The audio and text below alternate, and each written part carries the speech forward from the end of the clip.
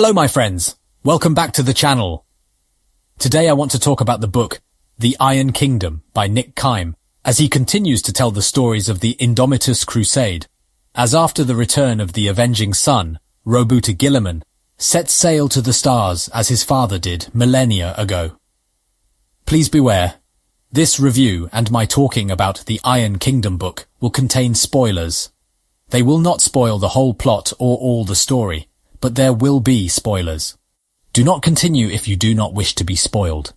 In a crusade across the Imperium on a scale the Warhammer 40k universe has never seen since the Great Crusade, this is book number 5 of the Dawn of Fire series that has brought us many exciting and deep moments as the crusade comes across the galaxy to save worlds, conquer new ones, reforge ancient alliances, and face new and dark threats every single day after the fall of Cadia and opening of the Great Rift in the Warp, the Cicatrix Maledictum that has split the Imperium in half between Imperium Sanctus and Imperium Nihilus, where the light of the Astronomicon has been shut off for almost a decade, and chaos grows ever stronger. Now please, before we get into this story and my thoughts on it, if you enjoy the content, please leave a like and subscribe, and remember to support the authors by buying the book in its text form or in audio form from the Black Library or other sources, as this is the best way we have to push for more great lore and content from the Warhammer 40k universe story. All this said, let's start.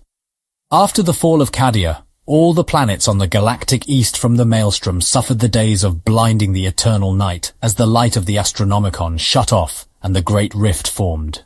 The Cicatrix Maledictum now splits the Imperium in two. We find ourselves in the Kamadar system, as one of the Indomitus Crusade fleets has arrived. It is Battle Group Praxis, under the command of Lord Admiral Artemis, who has led this crusade all the way to Kamadar after the Battle of Gathalamor in order to deliver the body of Princess Jessipane, who fell in the battle, and also to refit and resupply the entire ship. The most crucial objective the Admiral has is to build the Anaxian Line, a massive defensive line located within the Kamadar system, as looming threats at the border systems begin to emerge. On the other side of this story, we have Queen Orla, who has been separated from the Imperium for many years with no help in any matter, and has faced all the threats that lurk in the galaxy since chaos invasions and massive orc attacks that have left the wild forests of Kamadar infested with greenskins. And now a massive fleet, the size never seen since the Great Crusade, comes to tax her heavily. This, along with feeling the neglect and pain from the loss of her daughter, along with some very poor strategy from the Admiral, is what makes this into a powder keg. Now first I want to talk about a reflection, a thought in how the Imperium and its very heavy tithes and taxes can be blamed for some of the most devastating civil conflicts and all-out civil wars. We can talk about a planetary one on the Krieg Civil War, and one that was an entire sector in the Badab War. And now the Kamadar Rebellion against the Imperium. The Imperium of man asks so much, all the way down to the lives of its people, which can lead otherwise benevolent and allied rulers to turn into separatists. The situation in Kamadar is very similar, but in a different context to the Badab one, where Huron asked many times for help, but the Imperium didn't help, and just showed up to collect taxes, and in Kamadar is a little bit different since the opening of the Great Rift left the Imperium without means of communication and warp travel. As the light of the Astronomicon shut off, you can say this and somehow be empathetic to what either Huron and Queen Oral ultimately did, but now let's check the other side of things from the Imperium and Admiral Artemis. Queen Orla, just as Huron in Badab, were concentrated only on their systems of planets, and for different reasons and in different times, ultimately decided to rebel against the Imperium.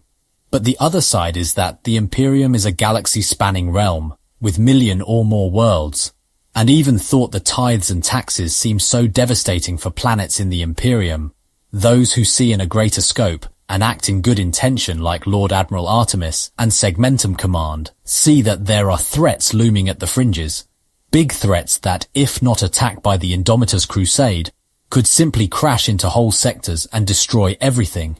This is exactly what the Admiral is thinking. He wants to resupply, build the Anaxian defensive line, and continue the crusade, as he has seen the many big threats that are coming, It is a clash of visions, from narrow to wide.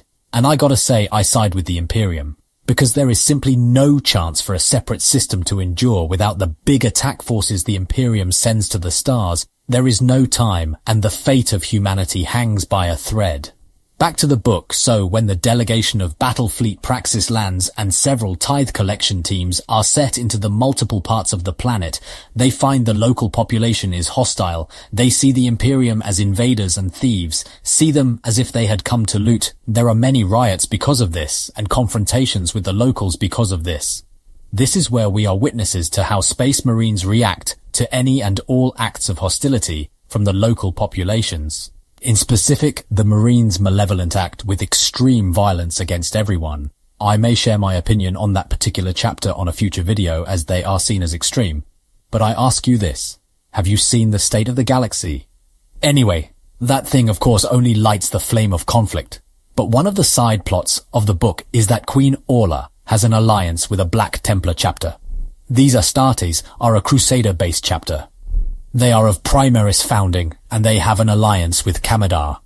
After the series of riots and small skirmishes, the chapter master comes to parley with Queen Orla and tells her that this needs to stop, and if this continues, he will side with the Imperium. The other thing of note, a key moment actually, is that accompanying Lord Admiral Artemis are an Adeptus Custodes and a Sister of Silence. They are being planted there in order to take out the Queen of Kamadar if she betrays the Imperium, and during the key moment when Kamadar turns rebel and the trap starts to come to fruition, these agents come into play.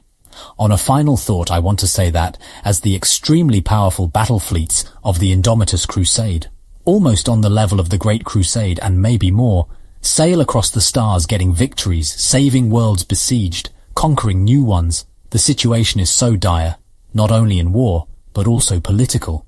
Imperial officers will often have to deal with rulers of entire worlds and systems. But with no time to deal with this, as the cause is greater and the time is short, in my opinion, one of the greatest threats the Imperium faces is its own internal administrative organization. As the selective layered response method is simply ineffective and costs more than it saves, I would like to see the Primarch tackle this very obvious problem. But it's not something too interesting, I guess.